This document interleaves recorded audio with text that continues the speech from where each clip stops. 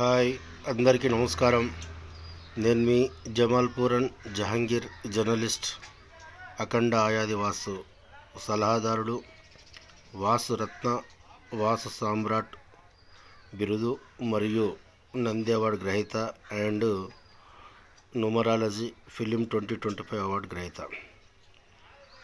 ఇక్కడ వచ్చేసి ఒక అంశం మీకోసమే చెప్తున్నాను.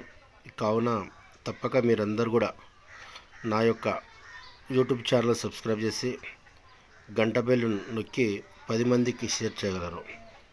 ఇక్కడ వచ్చేసి పంచశూలలు, అవి ఏంటివి అంటే రత్యశూల, గృహశూల, కుపశూల, 4 ప్రహాశూల, 5 వృక్షశూల.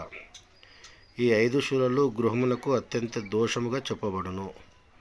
గృహ నిర్మాణంలో కట్టబో ఇంటికి ఇవి తగలకుండా బాగుగా పరిశీలించి గృహ నిర్మాణం చేయవలెను. రత్యశూల అంటే గృహమునకు ఎదురుగా వీధి ఉండకూడదు. గృహశూల అంటే తాను కట్టదలిచిన ఇంటికి ఏ దిశ అందు కూడా ఇతరుల యొక్క గృహం వెన్ను తగలకూడదు. ఆ విధంగా ఒకవేళ తగలచో ఆ వెన్ను తన ఇంటి వెన్నును కలుపుకొని, అంటే దీని ఉద్దేశం అంటే ఒక ఇల్లు ఉన్నప్పుడు అదే పారకు ఇల్లు తీసుకోవాలనేది ఇక్కడ గృహశూల. కుపశూల, సింహద్వారమునకు ఎదురుగా నొయ్యి ఉన్నచో అది కుపశూల అనబడును. ద్వారమునకు ఎదురుగా నొయ్యి ఉండరాదు. ప్రహాశూల, తన ఇంటికి ఎదురుగా నీటి ప్రవాహంలో నదులు ఉన్నచో అది ప్రహాశూల అనబడు, ఇది దోషము. వృక్షశూల, సింహద్వారమునకు ఎదురుగాని వృక్షములు ఉండరాదు. సింహద్వారమునకు ఎదురుగా వృక్షం ఉన్నచో మహాదోషము. మరియు దేవాలయమునకు ధ్వజస్తంభమునకు ఎదురుగా సింహద్వారం నుంచి గృహ నిర్మాణము చేయరాదు. ఇవి ఈ 5 శూలల గురించి చెప్పడం జరిగింది. నేను గతంలో కూడా నా యొక్క యూట్యూబ్ ఛానల్ ద్వారా చాలామందికి విషయాలు తెలియజేయడం జరుగుతుంది.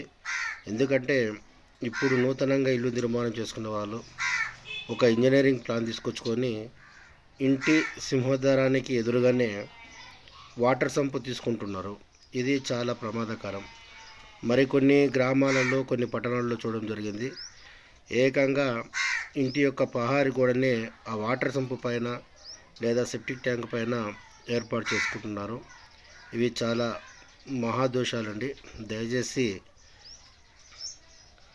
ఎవరైనా నూతనంగా గృహాలు ఏర్పాటు చేసుకుంటే తప్పనిసరిగా సరి అయిన మంచి అవగాహన పట్టున్న ఇటువంటి వాస్తవ సిద్ధాంతాలని లేకపోతే వాస్తు ప్రాణాలని సంప్రదించి మీరు మీ యొక్క నూతన ఇల్లులను నిర్మాణం చేసుకోవాలని కోరుచున్నాను.